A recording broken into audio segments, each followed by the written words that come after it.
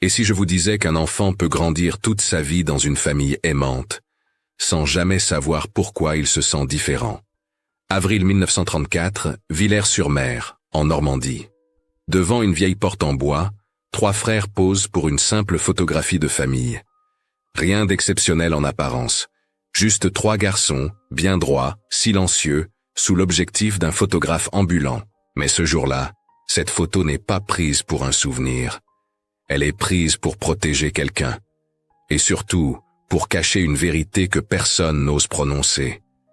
Car des années plus tard, ce même cliché révélera qu'un de ses enfants n'aurait jamais dû vivre dans cette maison, du moins selon les registres et les lois de l'époque.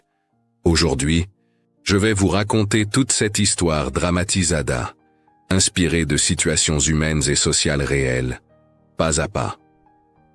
Avant de commencer, pensez à vous abonner à la chaîne et à aimer cette vidéo. Ces histoires existent pour préserver la mémoire, réfléchir au silence de famille et comprendre ce que signifie vraiment appartenir à quelqu'un. Écrivez aussi dans les commentaires de quelle ville vous regardez. Cela nous aide à faire vivre ces récits à travers le monde. Villers-sur-Mer, avril 1934. 3 garçons se tiennent devant une porte en bois usée, les mains serrées comme si quelqu'un venait de leur ordonner de se rapprocher.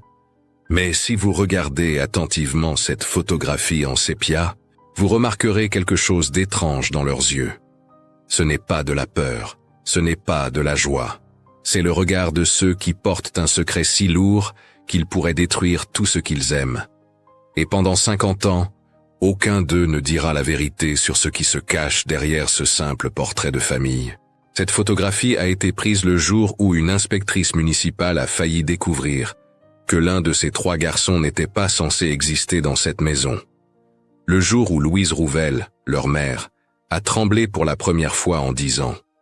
Le jour où Armand, le garçon au milieu, a compris que sa vie entière reposait sur un mensonge protecteur que personne n'avait jamais osé lui révéler. Mais pour comprendre pourquoi 3 enfants ont accepté de poser pour une photo en sachant qu'elle scellait le plus grand secret de leur existence, il faut retourner 10 ans en arrière, à la nuit où tout a commencé. Mars 1924. Villers-sur-Mer dormait sous une pluie froide typique de la Normandie. Dans une petite maison de la rue des Bains, Louise Rouvel, 28 ans, venait de mettre au lit son fils Étienne, alors âgé de 2 ans. Elle entendait à travers le mur les gémissements étouffés de sa voisine, Marguerite Beaumont, qui était en travail depuis plus de 12 heures. Vers 3 heures du matin, les cris se sont arrêtés, pas de pleurs de nouveau-né, juste un silence terrible qui a glacé le sang de Louise. Elle a couru chez sa voisine et a trouvé la sage-femme du village, Madame Dubois, tenant un bébé enveloppé dans un drap blanc. Marguerite était allongée sur le lit, les yeux ouverts mais vides, sa main encore chaude mais sans vie. La sage-femme a regardé Louise avec une expression que celle-ci n'oublierait jamais. Ce n'était pas de la pitié, c'était un avertissement silencieux. À cette époque, les registres paroissiaux de Villers-sur-Mer documentaient régulièrement des cas d'enfants nés hors mariage ou orphelins envoyés dans des hospices départementaux. Ces institutions, souvent surpeuplées et sous-financées, étaient là connues pour leur sévérité. Les journaux locaux de l'époque rapportaient occasionnellement des scandales concernant les conditions de vie dans ces établissements. Marguerite n'avait pas de famille connue.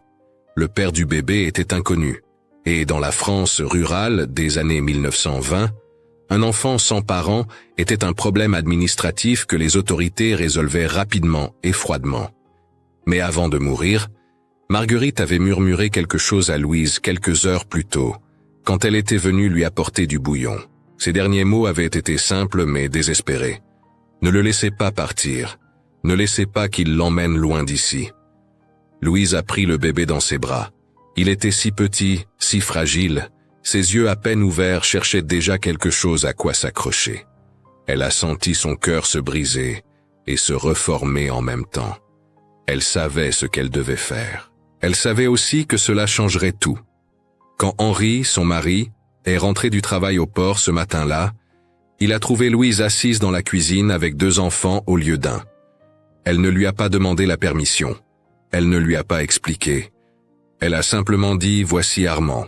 Il est à nous maintenant ».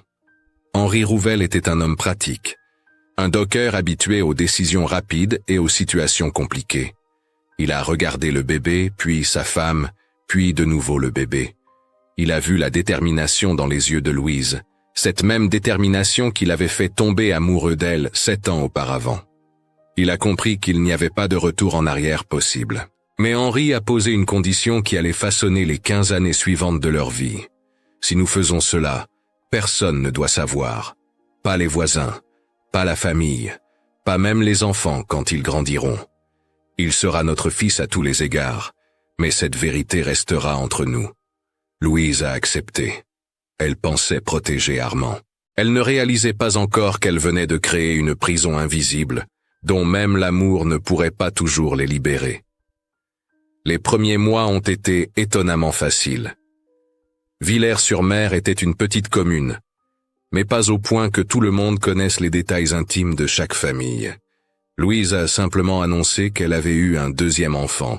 Quelques voisines ont trouvé étrange de ne pas avoir remarqué sa grossesse, mais dans une époque où les femmes portèrent des vêtements amples et où la discrétion était valorisée, personne n'a posé trop de questions. Armand a grandi aux côtés d'Étienne comme n'importe quel petit frère. Il a appris à marcher en tenant la main de sa mère. Il a dit maman pour la première fois à 10 mois. Il a pleuré quand Louise le laissait pour aller au marché. Pour tous ceux qui regardaient, les Rouvel étaient une famille normale. Mais à l'intérieur de cette maison de la rue des Bains, quelque chose de plus complexe se tissait silencieusement. Étienne, même à 5 ans, sentait qu'il y avait quelque chose de différent dans la façon dont ses parents parlèrent d'Armand. Pas de mauvais, juste différent. Il entendait des conversations interrompues quand il entrait dans une pièce. Il voyait sa mère regarder Armand avec une tendresse particulière, presque protectrice, comme si elle craignait qu'il disparaisse si elle détournait les yeux trop longtemps. Un soir de 1929, alors qu'Étienne avait 7 ans et Armand 5, il a entendu ses parents parler dans la cuisine après qu'il était censé être endormi. Son père disait « Et si quelqu'un pose des questions sur les papiers ?» Louise répondait « Nous dirons qu'ils ont été perdus pendant le déménagement. » Étienne n'a pas compris ce soir-là, mais il a commencé à comprendre que quelque chose dans leur famille devait être protégé. Quelque chose de fragile qui pourrait se briser si le monde extérieur y touchait. En 1927, Louise a donné naissance à un 3e fils, Luc. Cette fois, c'était vraiment son enfant biologique, et il n'y avait rien à cacher. Mais paradoxalement, l'arrivée de Luc a rendu le secret autour d'Armand encore plus complexe. Maintenant, il y avait 3 garçons. 3 fils que Louise aimait également, mais pour des raisons différentes que personne ne pouvait expliquer à voix haute. Luc a grandi dans une maison où le silence avait sa propre langue.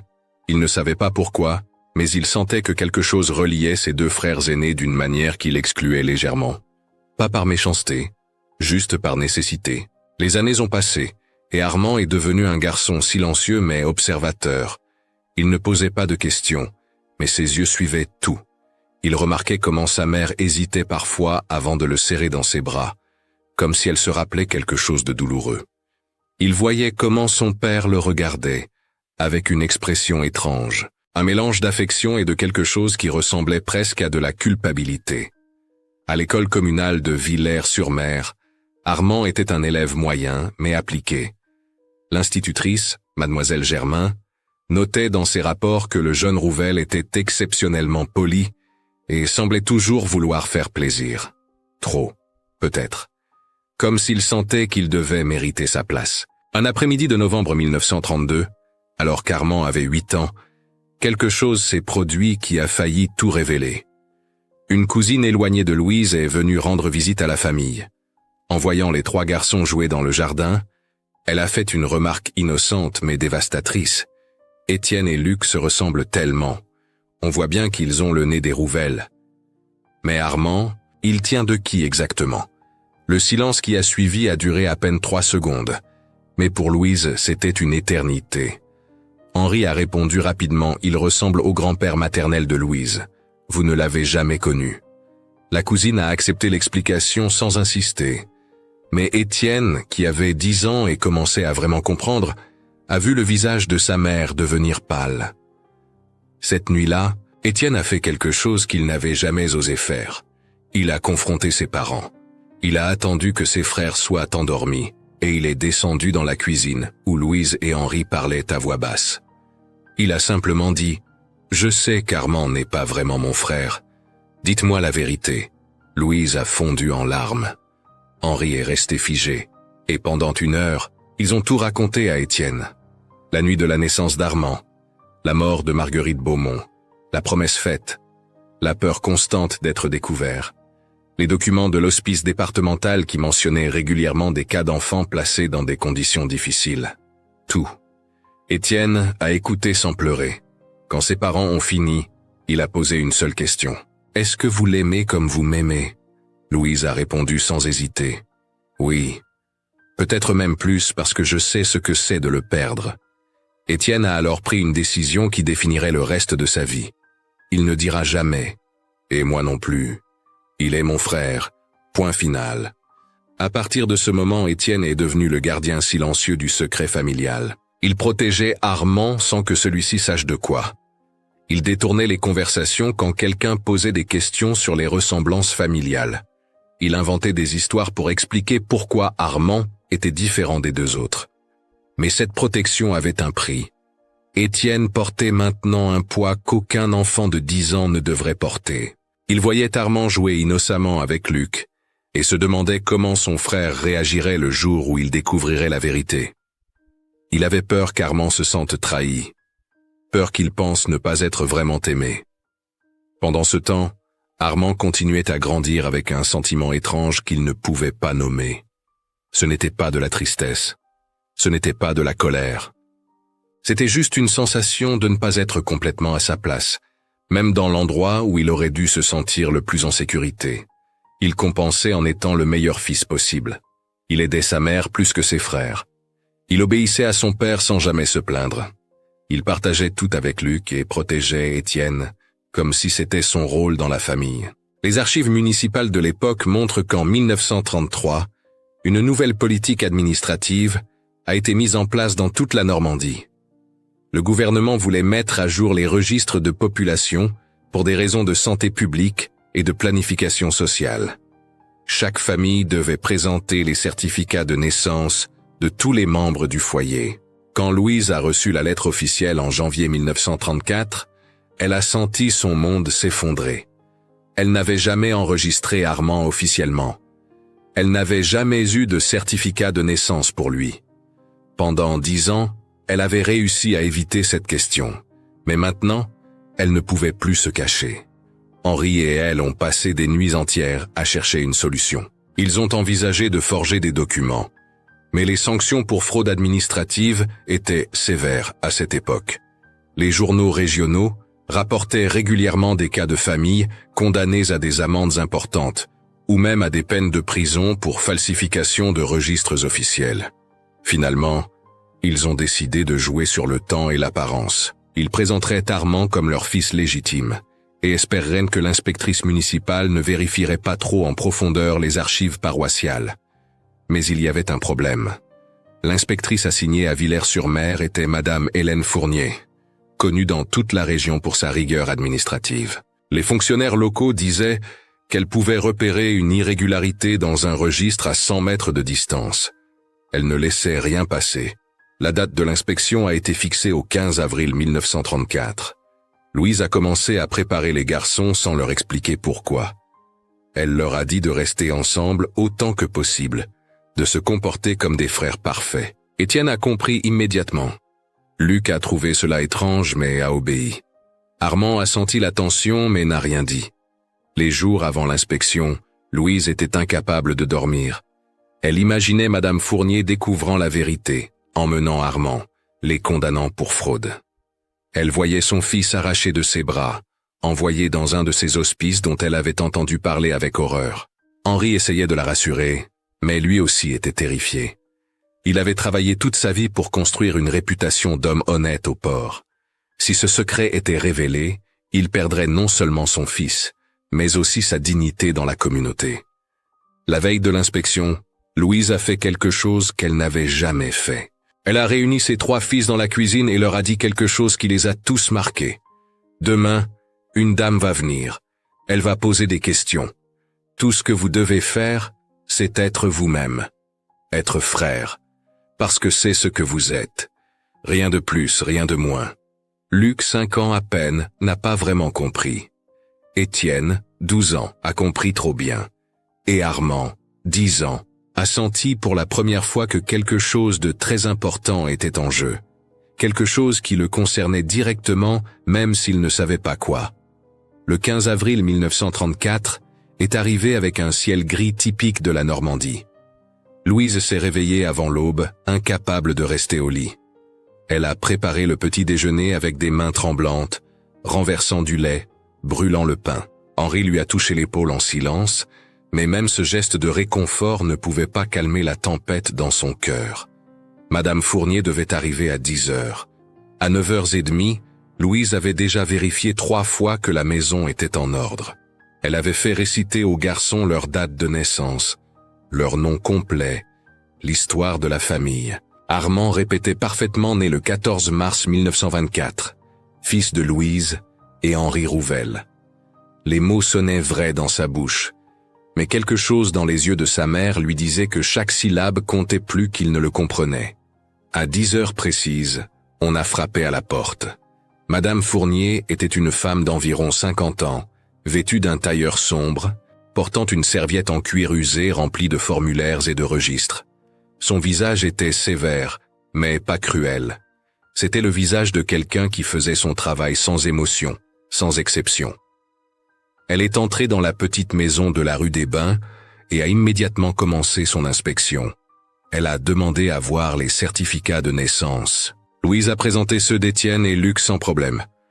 Quand elle a cherché celui d'Armand, ses doigts tremblaient tellement qu'elle a failli faire tomber la boîte où elle gardait les documents. Madame Fournier a froncé les sourcils.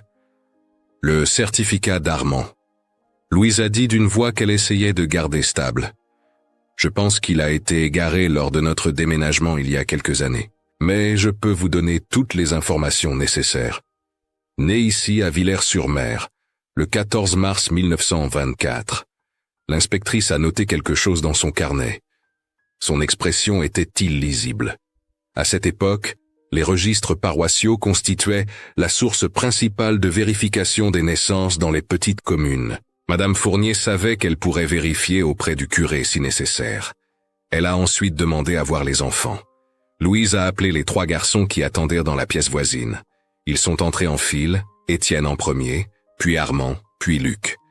Ils se tenaient droits, les mains le long du corps, comme des petits soldats attendant l'inspection. Madame Fournier les a observés longuement.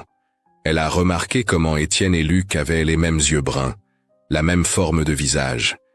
Elle a remarqué comment Armand était légèrement différent, ses traits plus délicats, ses cheveux d'un brun plus clair. Mais dans une famille, les ressemblances n'étaient pas toujours évidentes. Parfois, un enfant ressemblait plus à un grand-parent qu'à ses parents directs. L'inspectrice a posé quelques questions simples. « Quel âge as-tu ? Où vas-tu à l'école ? Qui est ton institutrice ?» Les garçons ont répondu poliment, correctement. Mais c'est quand elle a demandé à Armand qui sont tes parents qu'un silence terrible s'est installé. Armand a regardé sa mère, puis son père, puis de nouveau Madame Fournier. Il a senti dans ses os que cette question contenait quelque chose de plus grand qu'une simple formalité administrative. Il a ouvert la bouche, et pendant une fraction de seconde, il a hésité. Pas parce qu'il ne connaissait pas la réponse, mais parce qu'il sentait qu'en la donnant, il scellait quelque chose d'irréversible. Papa et maman, Henri et Louise Rouvel. Sa voix était claire, ferme. Et dans ses yeux, pour la première fois, Louise a vu quelque chose qu'elle n'avait jamais vu auparavant. Armand savait. Peut-être pas tous les détails, mais il savait qu'il y avait quelque chose à protéger. Et il choisissait de le protéger. Madame Fournier a continué à poser des questions, à vérifier les dates, à comparer ses notes avec les informations données. L'atmosphère dans la pièce était étouffante. Henri transpirait malgré la fraîcheur du matin. Louise avait les mains crispées sur son tablier. Étienne se tenait droit, mais ses poings étaient serrés. C'est à ce moment précis qu'un événement inattendu a changé le cours de la matinée. Un homme est passé dans la rue en criant quelque chose sur un photographe itinérant, qui proposait des portraits à prix réduit dans le village pour une seule journée. Ces photographes ambulants étaient courants dans les années 1930, en France rurale, offrant aux familles modestes l'occasion rare de capturer un moment de leur vie. Louise a eu une idée désespérée et brillante en même temps. Elle a regardé Madame Fournier et a dit avec une spontanéité qui cachait mal sa panique. « Justement, mes 3 fils ont tant grandi. Je voudrais tant avoir une photo d'eux ensemble. Madame Fournier, vous qui connaissez l'importance de garder des traces, vous comprenez certainement. » L'inspectrice a été surprise par cette interruption. Mais quelque chose dans le ton de Louise, dans son désir évident de montrer sa famille comme normale et unie, l'a fait hésiter. Elle a accepté d'attendre quelques minutes pendant que Louise sortait chercher le photographe. Le photographe s'appelait Monsieur Blanchard. Il voyageait de village en village avec son appareil photo et son trépied, capturant les mariages, les communions, les portraits de famille. Il a installé son équipement devant la porte en bois de la maison des Rouvelles, celle qui donnait sur la rue des Bains. Louise a positionné ses 3 fils. Elle a mis Armand légèrement au centre, entre Étienne et Luc. Pas parce qu'il était le plus important, mais parce que c'était lui qu'elle voulait protéger visuellement, symboliquement. Elle voulait que le monde voie 3 frères égaux, 3 fils légitimes, 3 enfants qui appartenaient ensemble. Les garçons se sont tenus immobiles. Aucun d'eux ne souriait. Ce n'était pas l'usage à l'époque de sourire sur les photographies formelles. Mais même si ça l'avait été, aucun d'eux n'aurait pu. Ils sentaient tous, même le petit Luc, que ce moment était grave. Étienne avait la main sur l'épaule de Luc, un geste protecteur qu'il faisait souvent. Armand se tenait droit, les mains le long du corps, son visage montrant une maturité qui n'était pas normale pour un garçon de 10 ans. Luc regardait l'objectif avec une innocence qui contrastait avec la tension de ses frères aînés. Monsieur Blanchard a ajusté son appareil. Il a disparu sous le voile noir. Il a compté 1, 2, 3. Le flash a éclaté avec un petit nuage de fumée caractéristique de l'époque. Et en une fraction de seconde, un moment a été capturé qui allait traverser 50 ans de silence. Madame Fournier, qui observait depuis le seuil de la porte, a été témoin de cette scène. Elle a vu une mère aimante organiser une photo de ses 3 fils. Elle a vu des enfants qui se comportaient comme des frères. Elle a vu une famille qui, malgré l'absence d'un certificat de naissance, semblait authentique dans son unité. Peut-être était-elle fatiguée de traquer des irrégularités mineures. Peut-être avait-elle vu trop de familles détruites par une bureaucratie inflexible. Ou peut-être a-t-elle simplement décidé que certaines vérités étaient moins importantes que la paix d'un foyer. Elle a refermé son carnet et a dit à Louise: « Vous avez 1 mois pour obtenir une copie du certificat de naissance auprès de la paroisse. Je reviendrai vérifier. Mais vos garçons sont bien élevés. Vous faites du bon travail. » Elle est partie sans ajouter un mot. Louise a failli s'effondrer de soulagement. Henri a dû s'asseoir. Les 3 garçons sont restés figés devant la porte, ne comprenant pas vraiment ce qui venait de se passer, mais sachant que quelque chose d'important s'était joué. Après le départ de Madame Fournier, quelque chose a changé dans la maison des Rouvelles.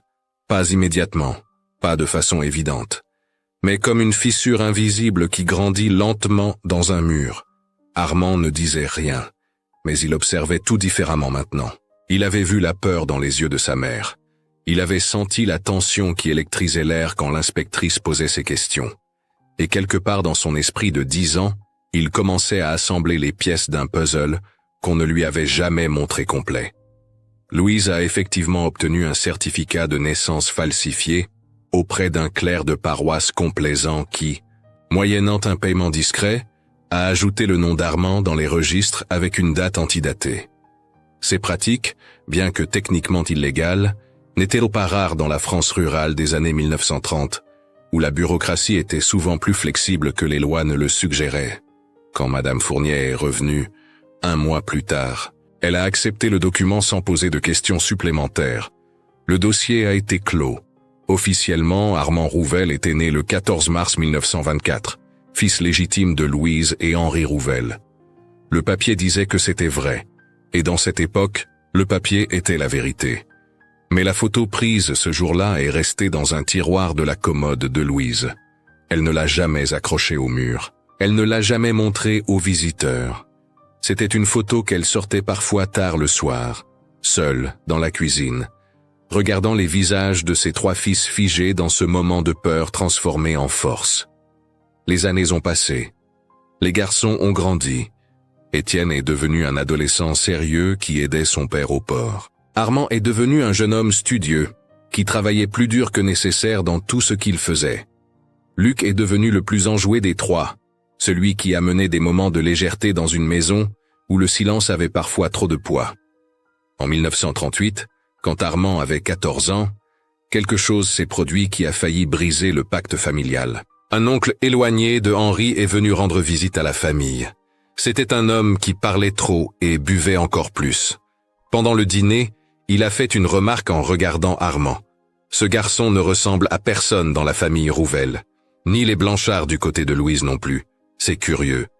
Le silence à table a été assourdissant. Henri a serré son verre si fort qu'il a failli le casser. Louise est devenue blanche. Étienne, maintenant âgé de 16 ans et travaillant déjà comme un homme adulte, a dit quelque chose qui a surpris tout le monde. Il ressemble à grand-père Julien, le frère de grand-mère. Vous ne l'avez jamais connu parce qu'il est mort avant votre naissance. Mais maman nous a montré des photos. C'est frappant. C'était un mensonge parfait. Assez détaillé pour être crédible. Assez vague pour ne pas être vérifiable. L'oncle a accepté l'explication et la conversation a continué. Mais plus tard ce soir-là, Armand a trouvé Étienne dans le jardin, fumant une cigarette volée à leur père. Armand s'est assis à côté de son frère sans dire un mot. Après un long moment, il a finalement parlé. « Je ne suis pas stupide, tu sais. Je vois comment vous me regardez tous. Comme si j'étais fait de verre et que vous aviez peur de me casser. » Étienne a écrasé sa cigarette sous son pied. Il a regardé son frère avec une expression que Armand n'oublierait jamais. Un mélange d'amour, de protection et de culpabilité. « Tu es mon frère. » C'est tout ce qui compte. Le reste n'est que des mots et des papiers. Armand voulait poser plus de questions. Il voulait exiger la vérité. Mais il a vu la douleur dans les yeux d'Étienne et il a compris que certaines vérités portaient un poids que personne ne voulait vraiment soulever. Alors il a choisi de laisser les choses telles qu'elles étaient, pour le moment. En septembre 1939, la guerre a éclaté. La France est entrée dans une période de chaos qui allait bouleverser toutes les familles du pays. Les jeunes hommes étaient mobilisés. Les villes portuaires comme celle près de Villers-sur-Mer sont devenues stratégiquement importantes et dangereuses. Étienne, qui avait 17 ans, a été appelé au service militaire en 1940. Louise a pleuré pendant des jours. Henri a essayé de rester fort mais ses mains tremblaient quand il a serré son fils aîné dans ses bras le jour de son départ. Armand, qui avait 16 ans, a voulu s'engager aussi. Il a dit à ses parents que c'était son devoir, qu'il devait servir la France comme n'importe quel jeune homme. Mais la vraie raison était plus profonde. Il pensait que s'il partait, s'il risquait sa vie pour le pays, il pourrait enfin prouver qu'il méritait d'appartenir à cette famille, qu'il n'était pas un fardeau, qu'il était digne d'être appelé un Rouvel. Louise a refusé catégoriquement. Elle a dit qu'il était trop jeune, que la loi ne l'exigeait pas encore. Mais la vraie raison, qu'elle ne pouvait pas dire, c'est qu'elle avait déjà donné un fils à la guerre. Elle ne pouvait pas supporter l'idée d'en perdre un autre, surtout celui qu'elle avait déjà failli perdre tant de fois. Armand est resté, mais cette décision a planté en lui un sentiment de dette encore plus profond. Il pensait que ses parents le protégeaient, parce qu'ils le voyaient comme faible, comme moins légitime que Étienne. La guerre a duré des années terribles. Étienne a survécu mais est revenu changer en 1944. Il ne parlait plus beaucoup. Il avait vu des choses qu'aucun jeune homme ne devrait voir. Mais quand il a revu Armand, il l'a serré dans ses bras avec une force qui parlait plus fort que tous les mots. Pendant la guerre, Luc a également grandi. À 15 ans, en 1942, il travaillait avec Armand dans les champs pour aider à nourrir la famille pendant la pénurie. Les deux frères ont développé une relation différente de celle qu'Armand avait avec Étienne. Avec Luc, il n'y avait pas de secret partagé, juste une fraternité simple et pure. Un soir de 1945, alors que la guerre touchait à sa fin et que la France commençait à se reconstruire, Luc a demandé à Armand pourquoi il était toujours si sérieux, pourquoi il ne se permettait jamais de vraiment rire ou de se détendre. Armand a répondu quelque chose qui a surpris Luc. « J'ai l'impression que si je ne fais pas attention, si je ne suis pas parfait tout le temps, quelque chose de terrible pourrait arriver. Comme si j'étais sur un fil et que le moindre faux pas me ferait tomber. » Luc n'a pas compris d'où venait cette peur, mais il a promis à son frère qu'il le rattraperait toujours s'il tombait. Cette promesse simple a touché Armand plus profondément que Luc ne le réalisait. En 1946, Henri Rouvel est mort d'une crise cardiaque à l'âge de 62 ans. Les années de travail dures au port, le stress de la guerre, le poids des secrets qu'il avait portés, tout cela avait usé son cœur. Le jour de l'enterrement, tout le village était présent. Henri était respecté, un homme qui avait élevé 3 bons fils dans des temps difficiles. Pendant la veillée funèbre, un cousin éloigné que la famille n'avait pas vu depuis des années est arrivé. Il a regardé longuement les 3 frères debout côte à côte et a dit à Louise « Étienne et Luc ont vraiment l'air des Rouvel. Mais Armand, il a un visage différent. Il doit tenir de votre côté de la famille. » Louise, épuisée par le chagrin, a simplement hoché la tête. Mais Armand a entendu. Et cette nuit-là, après que tout le monde soit parti, il a trouvé sa mère assise seule dans la cuisine, tenant la vieille photo de 1934. Il s'est assis à côté d'elle. Il a regardé la photo. Il a vu 3 garçons qui ne souriaient pas, qui portaient un poids invisible. Il a finalement posé la question qu'il retenait depuis des années. « Maman, pourquoi est-ce que je suis différent ?» Louise a levé les yeux vers son fils. Elle a vu un jeune homme de 22 ans qui avait travaillé comme 3, qui n'avait jamais demandé quoi que ce soit, qui portait sa différence comme une croix silencieuse. Elle a ouvert la bouche pour dire la vérité, mais elle a vu ses yeux, et elle a eu peur de ce que la vérité pourrait lui faire. Alors elle a menti une dernière fois. « Tu n'es pas différent, tu es mon fils. » Point final. Et elle a remis la photo dans le tiroir. Les décennies ont passé comme des pages tournées par un vent silencieux. Les 3 frères ont construit leur vie, chacun portant à sa manière le secret qu'ils ne nommaient jamais. Étienne s'est marié en 1950 avec une femme du village voisin. Il a eu 2 filles et a continué à travailler au port jusqu'à sa retraite. Il était connu comme un homme juste, peut-être un peu trop sérieux, mais profondément loyal envers sa famille. Luc est devenu instituteur, suivant l'exemple de mademoiselle Germain qui l'avait tant inspiré dans son enfance. Il enseignait l'histoire aux enfants de Villers-sur-Mer et des communes environnantes. Il s'est marié tard, à 35 ans, avec une libraire de Caen. Ils n'ont pas eu d'enfants, mais leur maison était toujours remplie de rires et de livres. Armand, lui, n'a jamais quitté la maison familiale. Il s'est occupé de Louise à mesure qu'elle vieillissait. Il a travaillé comme comptable pour une petite entreprise locale. Les gens disaient qu'il était célibataire par choix, qu'il était trop dévoué à sa mère pour se marier. Mais la vérité était plus complexe. Armand avait peur de créer sa propre famille, parce qu'il ne comprenait pas vraiment comment il s'inscrivait dans la sienne. Louise a vécu jusqu'à l'âge remarquable de 93 ans. Avec le temps, elle est devenue une figure respectée du village, la vieille dame qui avait élevé 3 bons hommes, malgré la guerre, la pauvreté et les difficultés. Les dernières années de sa vie, elle parlait souvent du passé, mais jamais de ce secret central qui avait défini tant de décisions. Parfois, très tard le soir, quand Armand s'occupait d'elle, elle le regardait avec une expression qu'il ne pouvait pas déchiffrer. C'était un mélange d'amour, de fierté et de quelque chose qui ressemblait à des excuses qu'elle ne savait pas comment formuler. En mars 1984, Louise est tombée malade. Les médecins ont dit que c'était simplement la vieillesse qui réclamait son dû. Elle a passé ses derniers jours dans son lit, entourée de ses 3 fils qui se relayaient à son chevet. La veille de sa mort, elle a demandé à parler à Armand seul. Les 2 autres frères sont sortis de la chambre. Louise a pris la main de son fils, cette main qu'elle avait tenue pour la première fois 60 ans auparavant, quand il n'était qu'un nouveau-né sans avenir. Elle a dit, sa voix à peine un murmure, « Je t'ai aimé dès le premier instant. Pas parce que je devais, parce que je le voulais. Rappelle-toi toujours ça. » Armand a senti des larmes couler sur ses joues. Il ne comprenait pas pourquoi elle disait cela maintenant, pourquoi cela sonnait comme un adieu plus profond qu'une simple mort. Louise est décédée le lendemain matin, le 10 avril 1984, presque exactement 50 ans après la photo qui avait scellé le pacte familial.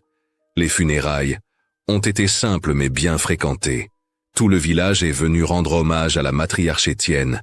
Armand et Luc ont porté le cercueil ensemble, comme ils avaient fait toutes les choses importantes de leur vie. Ensemble. Après l'enterrement, les trois frères se sont retrouvés dans la vieille maison de la rue des Bains pour trier les affaires de leur mère. C'était une tâche qu'aucun d'eux ne voulait faire, mais qui devait être accomplie.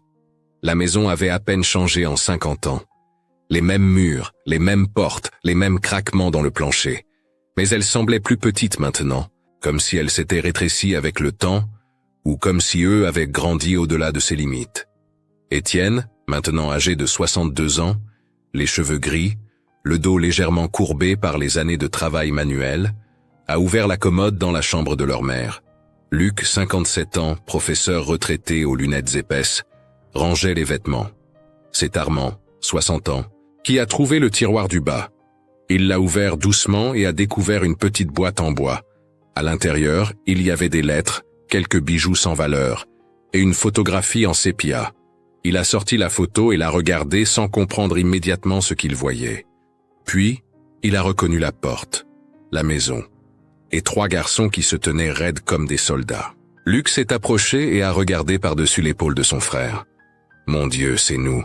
J'avais complètement oublié cette photo. J'étais si petit. » Étienne, qui était de l'autre côté de la pièce, s'est figé en entendant ces mots. Il a lentement traversé la chambre et a regardé la photographie que Armand tenait dans ses mains tremblantes. Les trois hommes sont restés silencieux, regardant leur visage d'enfant. Étienne a vu le petit garçon de 12 ans qu'il était, déjà portant le poids d'un secret trop lourd. Luc a vu l'enfant innocent de 7 ans qui ne comprenait rien mais sentait tout. Et Armand a vu le garçon de 10 ans au milieu, légèrement devant les autres, comme s'il avait été poussé là pour occuper une place qui n'était pas totalement la sienne. Armand a regardé la date inscrite au dos de la photo. 15 avril 1934. Et quelque chose s'est déclenché dans sa mémoire. Ce jour-là, la dame qui était venue, la tension dans la maison, le photographe appelé soudainement. Il a levé les yeux vers Étienne et a posé une question qui contenait 50 ans de doutes non exprimés. Pourquoi avons-nous pris cette photo? Étienne a senti son cœur battre plus fort. Il a regardé Luc, qui semblait confus, puis de nouveau Armand, qui attendait une réponse qu'il méritait depuis si longtemps. C'est alors qu'Étienne a pris la décision la plus difficile de sa vie. Une décision qui aurait dû être prise des décennies plus tôt. Une décision que leur mère n'avait jamais eu le courage de prendre. Il a dit, sa voix rauque d'émotion, parce que ce jour-là, nous avions besoin de prouver que nous étions une famille. Il a fait une pause, regardant son frère dans les yeux. Et nous en avions besoin parce que tu n'es pas né dans cette maison, Armand. Tu y as été amené. Le silence qui a suivi était absolu. Luc a ouvert la bouche, mais aucun son n'est sorti. Armand a continué à tenir la photo, ses mains parfaitement immobiles, comme si bouger signifierait que le monde s'effondrerait. Étienne a continué, les mots se déversant après 50 ans de retenue. Ta mère biologique s'appelait Marguerite Beaumont. Elle était notre voisine. Elle est morte en te mettant au monde. Maman t'a pris dans ses bras ce jour-là et a décidé que tu serais son fils. Pas par obligation, par choix, par amour. Il a expliqué tout.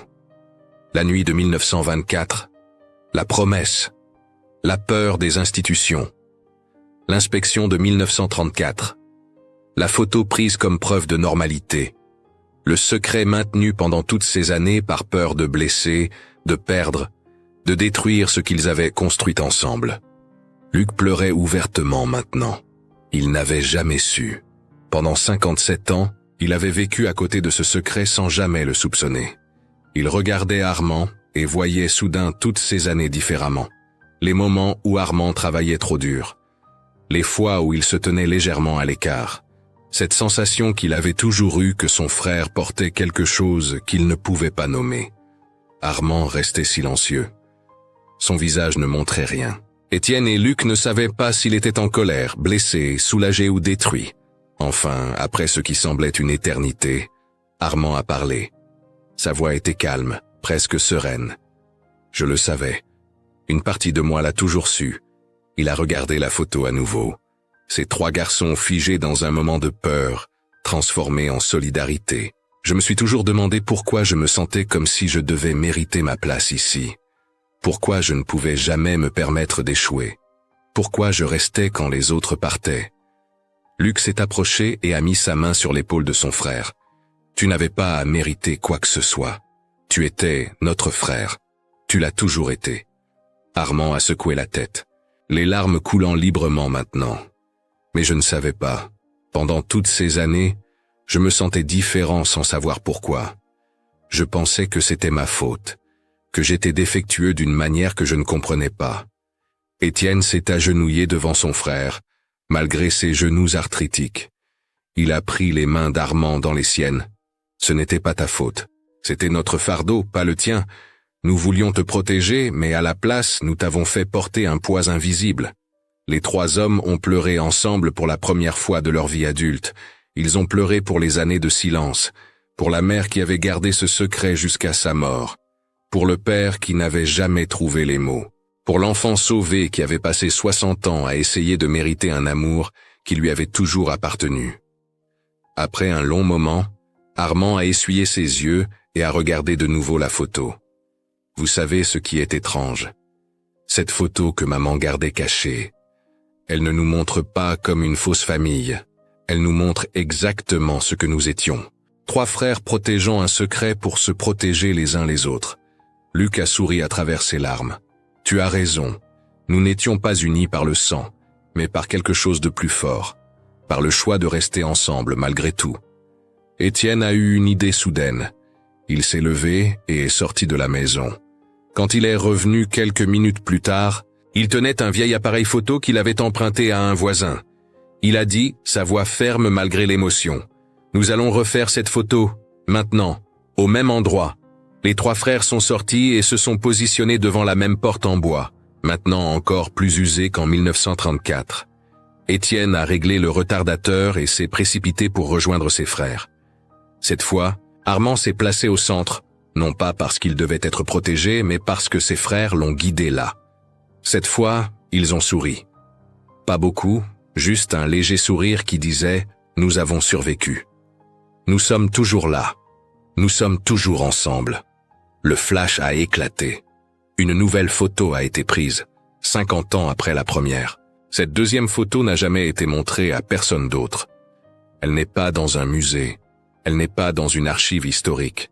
Elle existe dans un cadre simple sur la cheminée de la maison que Luc a hérité, visible seulement par ceux qui viennent visiter.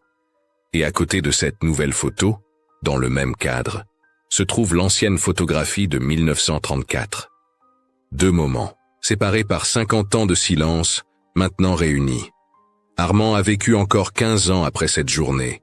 Il est mort paisiblement en 1999, à l'âge de 75 ans, entouré de ses deux frères. Ses derniers mots ont été pour Étienne. Merci de m'avoir finalement laissé appartenir vraiment. Aujourd'hui, les deux photos restent ensemble dans la maison de la famille de Luc. Ses petits-enfants demandent parfois qui sont ces vieux messieurs et ces petits garçons. Et Luc leur raconte l'histoire. Pas comme un secret honteux, mais comme une leçon sur ce que signifie vraiment être une famille. Il leur dit que les liens du sang sont importants, mais que les liens du choix, de la protection mutuelle et de l'amour inconditionnel sont parfois plus forts. Il leur dit que trois garçons ont posé pour une photo en 1934 pour protéger un mensonge, et que 50 ans plus tard, trois hommes ont posé pour une autre photo pour célébrer une vérité. La vérité que Armand n'a jamais été un intrus qui méritait sa place. Il était le cœur battant qui maintenait cette famille unie. Le fil invisible qui liait trois vies dans un pacte de silence qui, une fois brisé, s'est transformé en quelque chose de bien plus précieux. En pardon, en compréhension, en paix. Et cette paix, gagnée après 50 ans d'attente, valait chaque larme versée, chaque peur tue, chaque vérité non dite. Parce qu'à la fin, l'amour qui avait sauvé Armand en 1924 était le même amour qui l'avait libéré en 1984. Un amour qui n'avait jamais eu besoin de certificats ou de preuves.